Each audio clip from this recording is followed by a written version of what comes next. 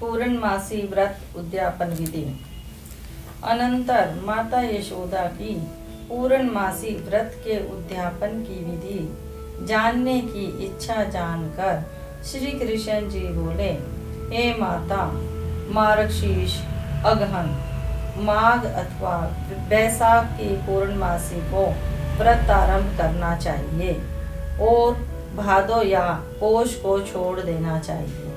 प्रत्येक पूर्णमासी को शिवजी और पार्वती जी की शास्त्र उक्त रीति से षोडशोपचार पूजन करना चाहिए।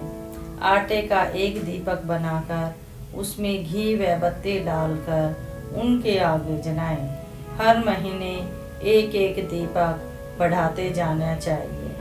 जब 32 दीपक पूरे हो जाएं, यानी 32 पूर्णमासी पूर्ण हो जाएं, तो ज्येष्ठ अथवा किसी भी पूर्णमासी को उद्यापन करना चाहिए।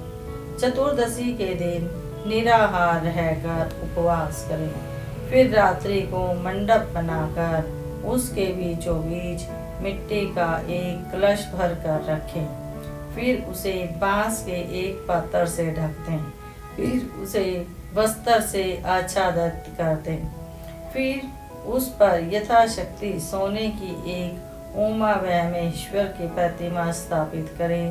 अनंतर पुस्तक के आरंभ में दी हुई विधि के अनुसार यथावत उनका पूजन करें तथा धूप दीप नैवेद्य फल फूल अर्पण करें। रात्रि में गाना बजाना कीर्तन नृत्य आदि करके जागरण करें। प्रातःकाल नित्य क्रम से निर्मित होकर स्नान ध्यान करें।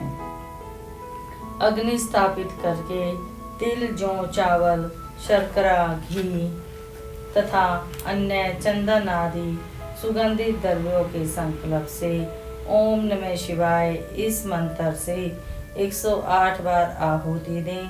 फिर ओम उमाय नमः इस मंत्र से भी 108 बार आहुति दें। इस प्रकार हवन करके 10 दिक्पालों को उमा महेश्वर के निमित्त बलि दें और पूर्ण आहुति दें।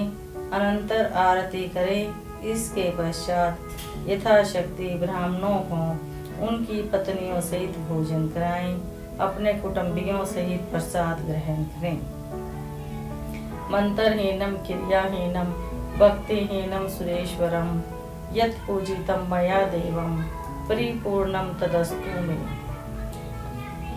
अनंतर उपरोक्त लिखे श्लोक का पाठ करें और कहें, हे देव, मैंने जो मंत्रहीन, क्रियाहीन और भक्तिहीन पूजन किया है वह सब आपकी कृपा से पूर्ण हो। देवादिदेव आपको नमस्कार है। ऐसा करते हुए विसर्जन करें। आचार्य को दक्षिणा दें। दूध देने वाली गाय बछड़े से युक्त दान में दें। श्री कृष्ण भगवान ने कहा, इस प्रकार करने वाली स्त्रियां जन्म जन्मांतर में कभी विधवा नहीं होती। वे इस लोक में उत्तम उत्तम भोगों को भोग कर अंत में स्वर्ग को प्राप्त होती हैं।